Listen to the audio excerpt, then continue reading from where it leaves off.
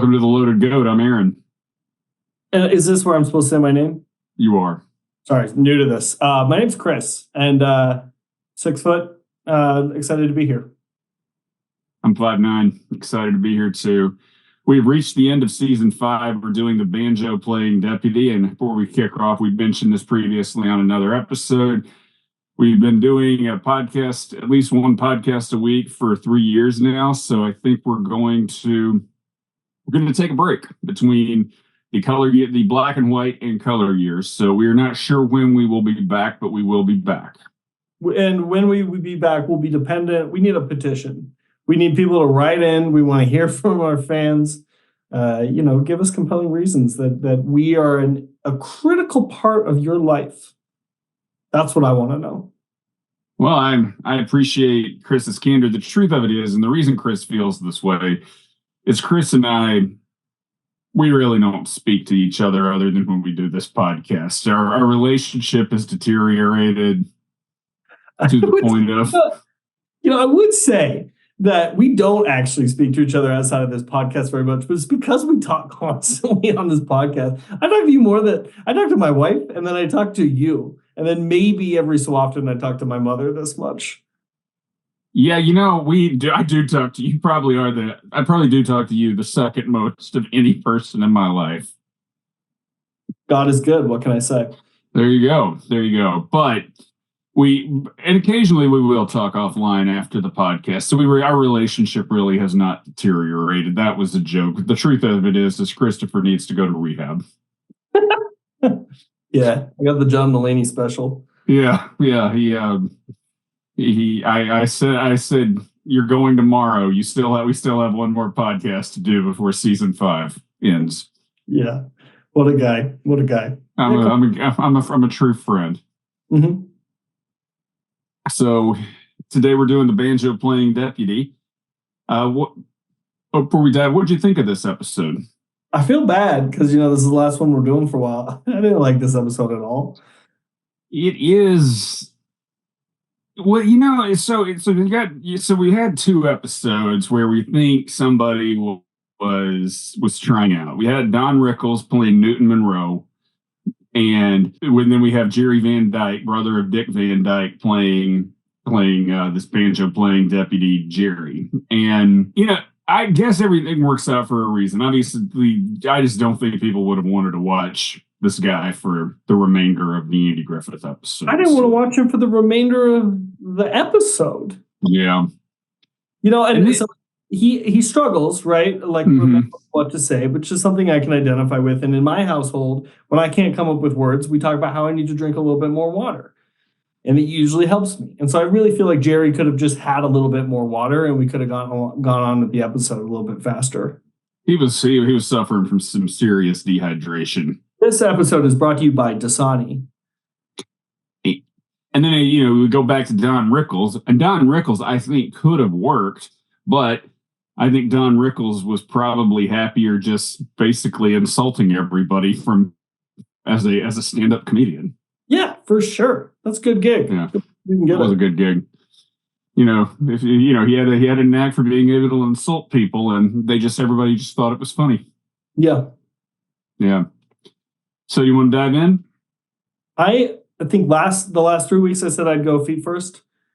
Right before this episode, Kristen told me to really make sure I do a good job. So I'm ready to dive in today. I'm going to do a sailor dive, arms at the side, head first. We're going in, baby. Did your wife really tell you to do a good job? She literally did. She's like, just do a good job. Don't phone it in. And I said to her, I watched the episode. I think I'm well prepared. Oh, that's. I got to be honest with you. That's more than you usually do. So that's great. Thank you. Yeah. So this episode first aired on May 3rd, 1965. We open with Clara and another lady coming out of a carnival performance on Arabia called The Sultan's Favorite. And they are basically clutching their pearls and saying they're going to go see Andy about this. Which, this is one of the few times that, Mayberry looks like a nice place to live a lot. And, I like a cocktail every now and again. And I think, it surprises me a little bit that it's a dry county. The way that they behaved here, I was like, oh, goodness gracious, this is a Puritan dry county for sure. It does feel a little bit, it does feel like it feels It's a standard. it is that because if poor old Floyd is having to get his thrills repeatedly by going to this place. Yeah, and no, I'm gonna go back to they were like the Shakers, you know, the way that Floyd is really excited and can't help, and then Clara obviously is like so aghast that I think it's we get a little insight into the powers that be of Mayberry and what makes Yeah, it tick. I agree. And so at the jail, Andy is talking with Floyd about his time at the carnival, and they come in. And Floyd is just loves the thing. It turns out Floyd has seen the show 6 times, and he's just flabbergasted that they don't like it. And this is probably my favorite part is Floyd's love of this show. Yeah, totally. I agree. Floyd has been it came back in post illness, or stroke with a bang. He's been excellent. I think it's been a very key part of every episode he's been in. And I think, he is a very critical part of I think what most people feel inside. He's looking to experience other people's culture. Like if you went to an Olive Garden or Johnny Carino's, 5 days a week, no one would judge you. They'd say thank you for supporting real authentic culture. And I think that that's exactly what Floyd is doing here. Well, you had me until you started with your chain Italian restaurants. I feel for you in your lack of options. I don't even have those in my town. I gotta be honest. You don't. I love the Olive Garden. I joke about it. I know it's not like going to an authentic Italian restaurant, but I always love going to the Olive Garden. We went to Siena, which is the heart of Tuscany, on our honeymoon, and we went to one restaurant that was like actually very Tuscan, and it annoyed me how Tuscan it was. Like I felt like I was in one of these kitschy little restaurants. It was like, no, this is actually what those are modeled on. Yeah, no, I mean, when I was a kid and I first went to the Olive Garden and they brought out all the breadsticks you wanted and all the salad you wanted before you got your pasta, I thought it was the greatest thing. Yeah, which is exactly, to take it back, how Floyd feels, where he's never seen someone with a hippie dance before. Imagine Yeah. he would have felt in 2004 on the heels of She-Wolf that Hips Don't Lie comes out by Shakira, right? It would have blown his mind. And then you wait a couple years and you got Wrecking Ball with Miley Cyrus. Floyd is not ready for the world as it's changing. Speaking of Miley Cyrus, and speaking of Wrecking Ball, I'm just going off on a little bit of a tangent here. I'll tell you who I would love to hear cover Wrecking Ball. Bruce Springsteen. I think it would sound amazing. Yeah. I think you're super solid on that. Yeah. So they leave, and Floyd says he'll go with Andy to check it out. And the show is basically belly dancing, not even very good belly dancing with a banjo. Did you have local belly dancers growing up? Local belly dancers? We had belly dancers in Helena. Maybe it was like late 2000s where we have a summer like drinking in the park music thing every Wednesday called Live at 5. And one night of summer, the belly dancing club would come up, and it was about 5 people, and they were really quite talented. I mean, there was a period where that, like preceding that, I mean, I think maybe actually late 2000s, it was a kind of almost a fitness kind of like fitness. You ever tried? Becky has. It's very hard. Yeah, I don't. First of all, nobody wants to see me belly dance. Tune in for a behind the scenes. No. Aaron and Christopher do belly dancing. Yeah. Progressive belly dancing. Progressive belly dancing. It looks like Aaron looks like Chris Farley trying to do the cheer on the Bulls to win the title. So Floyd goes, it'd be a shame to close it down. This is art. And the show ends and the crowd disperses, and Andy says he'll talk to the manager. I don't know why he feels the need to do this other than it to push the plot forward, but he asks the manager to tone it down, and the manager just says he'll move on, and it sounds like he's been told by everybody to move on. He's having to go all the way to Charlotte, which was a decent sized city, but it's not the Charlotte we know of today at this point. And You know, so, yeah, so it's a little surprising. I was racking my brain. I was up all night trying to think about this. And the only thing I can think about is the fair has been there for so long. It's not like the Andy Griffith does, like, the episode with the ball and Andy's birthday was Monday and then this show was Tuesday. I feel like the fair's been there for like, you know, two, 2 months maybe at this point for how long we've seen it. And then we get a little bit of indicators later in the show that Andy is, there are a lot of fights that are breaking out. He keeps getting more calls. He's clearly at his wit's end with the fair. Maybe he's like, you know what, this is the only way that I can get these people to leave town is if I slowly kick each one of them out. And that's why he does this. Well, I mean, isn't Montana's state fair like 3 weeks long? Well, I don't know. I've never been. Our county fair is just a week though. Okay. I mean, who we got for our county fair? No. I saw Nelly last year. We never really had big performances. We had Nelly last year. Oh, wow. We've got Chase Rice, some guy from Poison, and then the Saturday night big headliner is Flo Rida at our county fair. This isn't the state fair. Yeah. I hope the guy you got from Poison is Bret Michaels, who's the lead singer, because if it's anybody else, that's not going to be much of a show. Keep talking, and I'm gonna get this answer for you. All right. So yeah, I think basically we're talking about it. We're talking about the 60s. I think fairs probably ran a little longer back then. I mean, even most of your state fairs will run about 3 weeks to a month. In Knoxville, they have the Tennessee Valley Fair, which is a regional fair, and it lasts about probably 2 to 3 weeks. So I would imagine it's not inconceivable that there would be a fair that was there 3 to 4 weeks. I mean, even if you look at like Renaissance festivals, I mean, Maryland's Renaissance Festival, I think lasts about 5 to 6 weeks, if not longer. Yeah, and you're exhausted after those 5 to 6 weeks. I did confirm it's described this way. Former Poison frontman turned country rocker Bret Michaels. Is that who you said it should be? Yeah, his country. I don't know if I'd call him a country rocker. I couldn't tell you one country rock song he sang. I know he explored it, but it wasn't like he. I've never seen him. I think what they're teeing you up for is you're going to hear a bunch of country rock songs and maybe a few Poison songs. That's what you're about to hear. When I saw Nelly last year, he did a lot of his normal songs, and then the crowd got really turned up when he did his collaboration with Florida Georgia Line, and then they just played a lot of covers, and people really liked that. Like, not even played a lot of covers, like he was singing them. The DJ just played songs while Nelly was in the front being like, yeah. So yeah, well then people might love Bret Michaels country rock tunes. I don't know. Yeah, I think it's gonna work out. All right, well, here's hoping.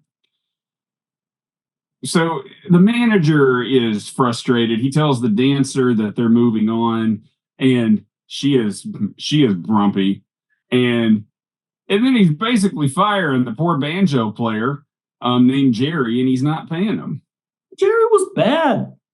He couldn't play the banjo. He was off tune. I mean, I was a little surprised. Any of the belly dancing I've seen has not been to a banjo. Yes, that's true. Yeah. So he had a rough go. As I mentioned, he's played by Jerry Van Dyke.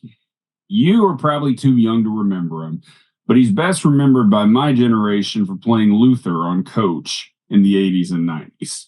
And he played not a version of this character, but imagine a more animated, bumbling version of. Actually, he is a version of this character. Just imagine a more animated, bumbling version of this character. That's way different from how Idris Elba plays Luther. Yeah, that's a different Luther. This Luther didn't break things and have a really nasty temper. Okay. All right. Yeah. So the banjo player takes his gear and he can't see where he's going. Andy's kind of looking the other way. He basically mows Andy down. He's looking for a place to stay, but he's broke. And Andy offers to let him stay on a cot at the courthouse. And then he invites him to dinner. And at dinner, he says he's from Morgantown. which is also the home of Don Knotts. So I have to imagine that was a throwback and kind of said in honor of Don Knotts. Oh, I feel like they were trying to skewer him. Oh yeah, you think they were? Don, we got other Morgantownies. I mean, that's how we threw shade subtly through the media in 1965. Wasn't this blatant calling people out? We just did something subliminal. So Aunt V also used to live there, and it turns out she knows his parents, and she suggests that he hire Jerry as a deputy for the short term, or at least to do some work around the office. And Andy offers it to him and agrees, and Jerry agrees to do it. And Jerry gets up to help Aunt B, but he has tucked the tablecloth in his pants.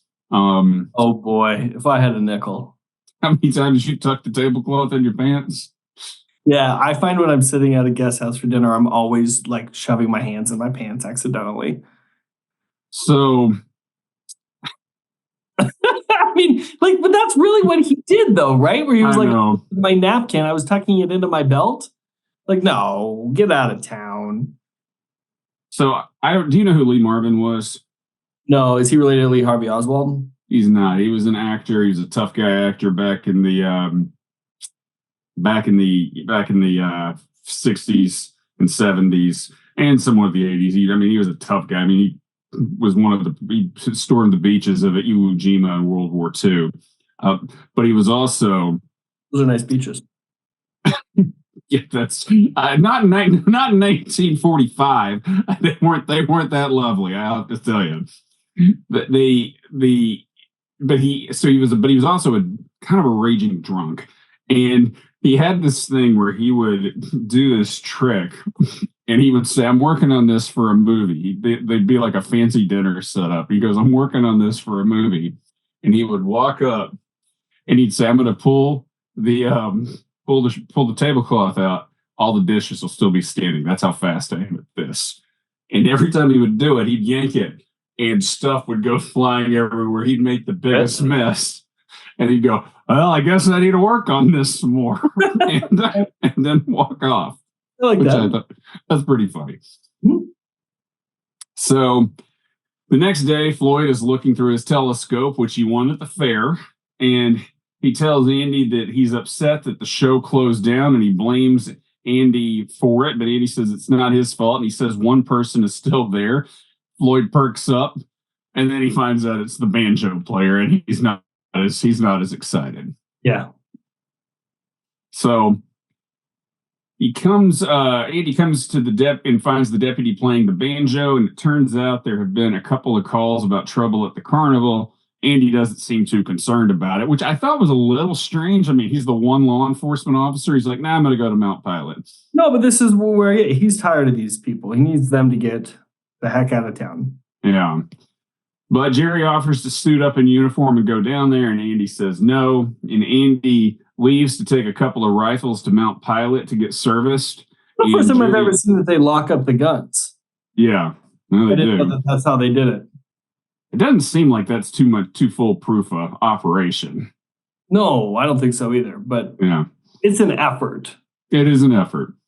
And Jerry tools around with his rifle before he bumps into the wall and hurts his nose, and he decides to suit up and go to the fair as we go to commercial. This episode was produced by Pod Machine. They do a great podcast at a great rate. I was fortunate to get started on this a few years ago, and I've just been very, very pleased with it ever since. They will edit your podcast. They will do artwork for your podcast. They'll do the YouTube videos for the podcast, and they have a very quick turnaround time once you upload all your material. So I highly recommend it.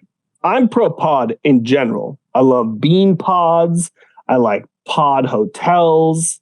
I like pod apples, maybe. But you know what pods I like best? Pod machines. Pod machines. Me too. I like them better than podcasts. I honestly don't even really like podcasts that much. So I'm just thankful that you're here. Why do you do this podcast?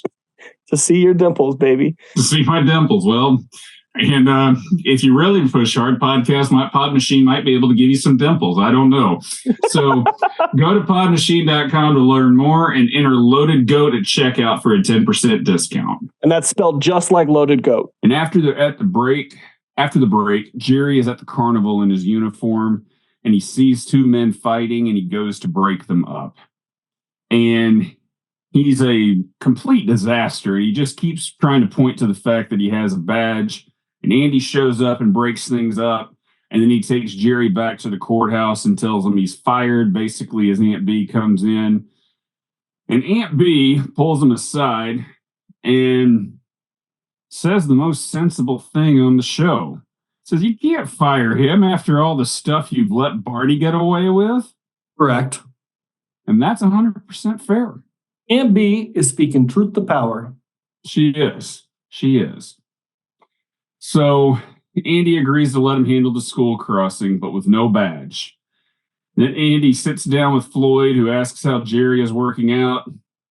And Andy says he's not really sure. And he says he's very quiet and, he's very calm and not, kind of quiet. And Floyd says Andy's the same way. And he uses the Teddy Roosevelt quote, walk softly and carry a big stick. That's what Floyd thinks. I thought that was pretty funny. I agree. And then we see Jerry arguing with a woman in town about moving her car. And Andy kind of goes up and takes care of it. And he sends him onto the school crossing where he's a disaster. That the kids basically have to help him cross the street. That's and correct. Andy sees this all take place. No, he wasn't fully he wasn't trained for that position. And this part hit home to me where this weekend, Chris and I picked up a shift at the local distillery, and we were not, first time we've ever done it.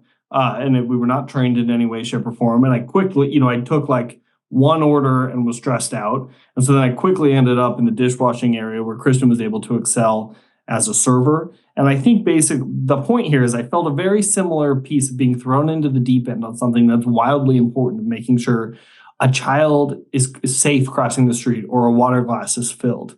And as long as, if you're not actually bringing people along the way, it can cause a lot of insecurities. What distillery were you working at? It was the Jim Beam Distillery. No, I'm kidding. It was Gulch Distillers down on Fuller Street. What do they distill? They do everything. They do a gin. They do a vodka. They do another gin. They do a Fernet that is award winning. They've got a single malt barley American whiskey, an aperitivo. Got all sorts of things. A rum. Do they? I assume they have a good kitchen too. No kitchen. Did you? So you didn't have to. So you couldn't explain to them, and you couldn't be like Richie on the Bear and say, "I'm only doing forks." No. Well, I did. No, I should have done that. That's a very good comparison. I did say corner a lot and behind. Okay.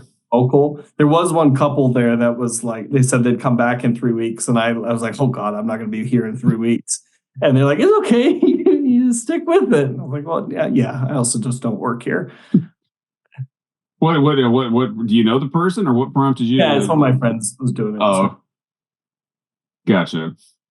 Gotcha. So we cut to the jail, and Andy is telling him this isn't going to work out.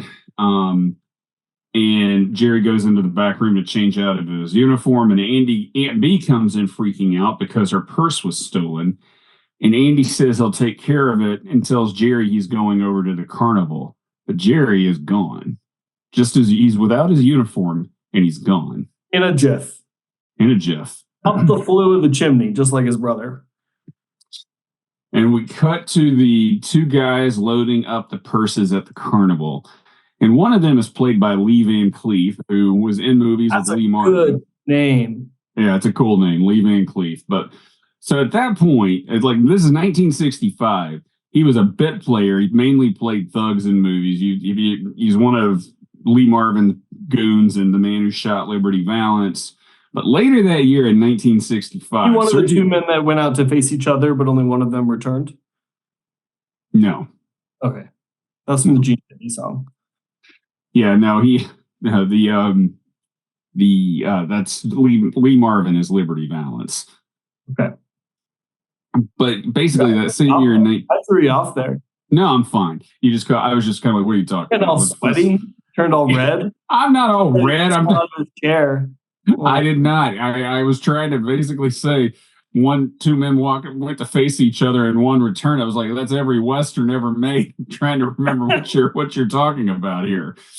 But so basically in 1965, later that year, Sergio Leone cast him as Clint Eastwood's mentor and For a Few Dollars More, which was part of the Fistful of Dollars trilogy.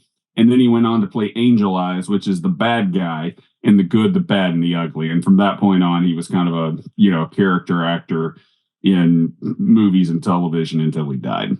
Oh wow, that makes you think. Doesn't really make you think. It's just like that was, but I mean, it really was like he was doing this role, and I mean, by within 2 years, he was a name. Yeah. Okay. All right. Although go ahead. I was going to say Lee Van Cleef is a pretty catchy name to begin with. That's not the Lee that you mentioned earlier. That's Lee Marvin. Okay, Lee Marvin, Lee Cleef, Lee Van Cleef. Lee Van Cleef. One of the two guys that stole the purses, one of the guys from the show that he used to work for? No. Oh, okay. I couldn't remember anybody's face, and I just decided that it was the manager. No, I think he saw it. I don't think he was one of them. Because otherwise he finds them so fast. I know. Well, it's the last episode. He might be cut out for being a deputy anyway, right? Like if he could crack the case that fast. I think so. But I mean, he and I don't think they weren't the two guys fighting, were they? They weren't doing that, and I just don't know. Yeah, I'm not sure how he actually figured out it was them, but he does. He does. Yeah. And so Jerry confronts them, and they tell him to go away, but Jerry won't back down, and Andy shows up armed and arrests them and tells Jerry he's impressed with him as we go to commercial.